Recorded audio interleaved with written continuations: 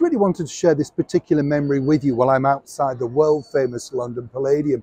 Oh yes, that London Palladium. You know, for my money, if you want to see what it was like in the glory days, do have a look at the interior shots of the Judy Garland film alongside Dirk Bogarde in I Could Go On Singing.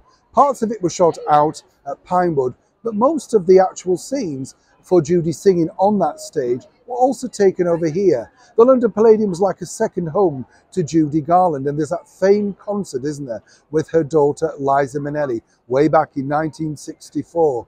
I was lucky enough also to interview and meet the musical director of that show.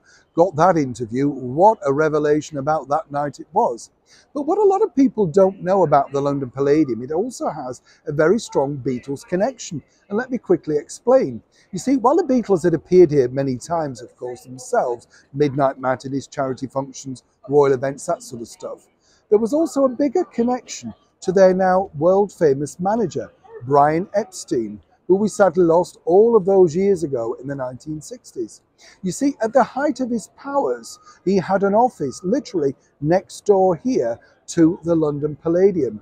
Anybody who was anybody from the Merseybeat era that was signed under the NEMS stable of stars, you know, went in and out of that. It was very clever actually by Brian Epstein, because he was also working in conjunction with the likes of Val Parnell, who put on all the big names of Sunday night at the London Palladium. So if you had a new person, say like Cilla Black, he could introduce her with the proviso that eventually the Beatles could find a space in their diary to come and entertain once again on the ITV top-rated show of the 1950s and 60s.